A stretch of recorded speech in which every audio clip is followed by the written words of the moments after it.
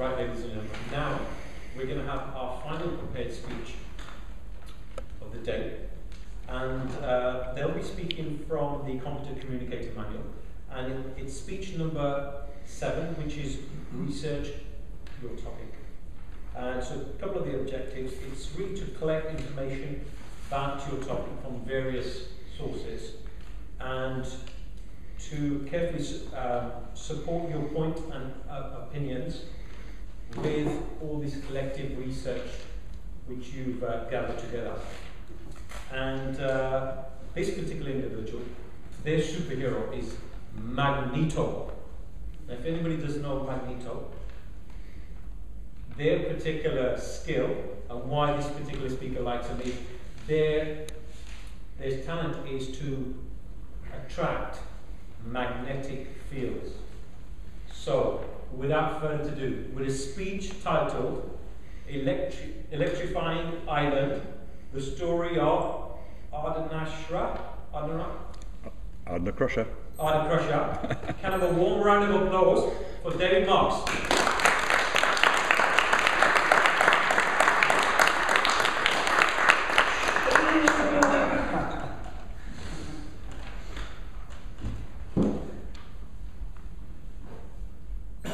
Imagine a world without electricity. No radio, no television, no refrigerator, freezer, no hairdryer. It's becoming a bit of a nightmare, isn't it? But 100 years ago, for many people, if not most people in Ireland, that vision was a reality. Only in Dublin, a small coal-fired generator was providing electricity to some privileged homes and a handful of factories. Over the centuries, Ireland had many disadvantages. I'm sorry to say one of them was England. But also, Ireland was held back by lack of natural resources such as metal ores and coal. The Industrial Revolution really had passed Ireland by, and it was only the formation of the Irish Free State in 1922 which paved the way to the construction of a revolutionary solution, which was to create a single generating station using a natural resource which Ireland has in abundance: water. Look at the map of Ireland. The interior is very wet. Peat bogs, lakes, and the mighty River Shannon, 240 miles long. Now I have to declare a personal interest in this story. The chief engineer on the project was involved with the design and the construction. Professor Frank Shannon was my great uncle. Uncle Frank, as we still call him in the family, and his wife Mary never had children, but they showed great kindness and generosity to my father, my uncle and my aunt, and helped us through some very difficult times. So I find that researching this topic and talking about Ardnacrusha, which was the greatest project of its kind at that time, going back to the 20s, is a way of showing my gratitude, and also the part played by Professor Rushworth in this project has been a little obscured by history, so I'm very glad to cast a little bit of light on this.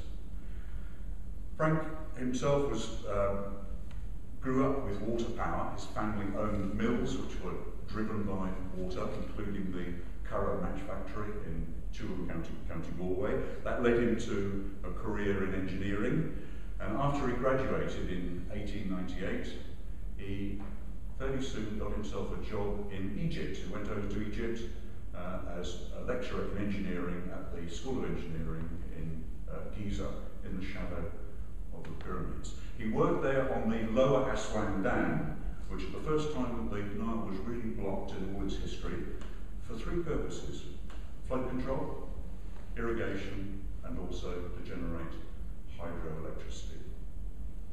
In 1910, He returned to Galway and became professor there, and I'm sure started to work on this project, which had been talked about for a long time, the whole idea of taming the Shannon and producing electricity there.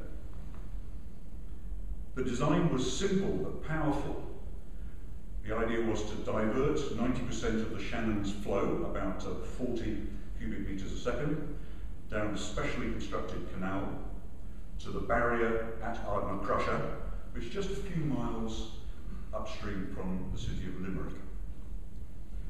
There the water rushes and gushes and roars down 4 mighty metal tubes, or penstocks, into the generating room, where it drives some massive turbines produced by the German company Siemens Schuckert. And when you think this was the mid-20s, that's an interesting fact in itself. When the project was handed over in 1929, it generated, it produced almost 100% of Ireland's requirement for electricity. 84 megawatts was the output. And to put that in some context, today's Hoover Dam produces about 24 times more. A note for researchers. My aunt had the job of clearing out her uncle's study, and she didn't know what to do with the papers, so she burnt them all.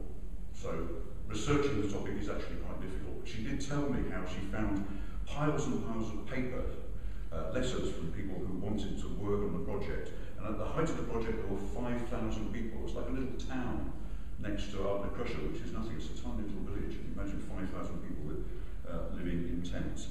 So a lot of my desire to prove that my distinctive forebear was involved with the project is supposition. But there are 2 things that I can hang my hat on.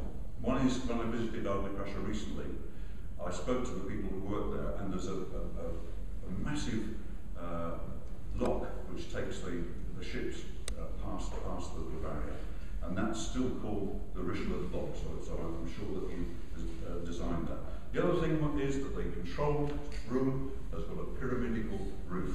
And I have to say, that must be surely an echo of the time in Giza. Whatever the truth, the fact is that this was the greatest hydroelectric station for some time, only overtaken by the Hoover Dam about 6 years afterwards. And you can only imagine the delight in hundreds of rural Irish homes when, for the first time in history, they were able to switch on. Mr. Sessions.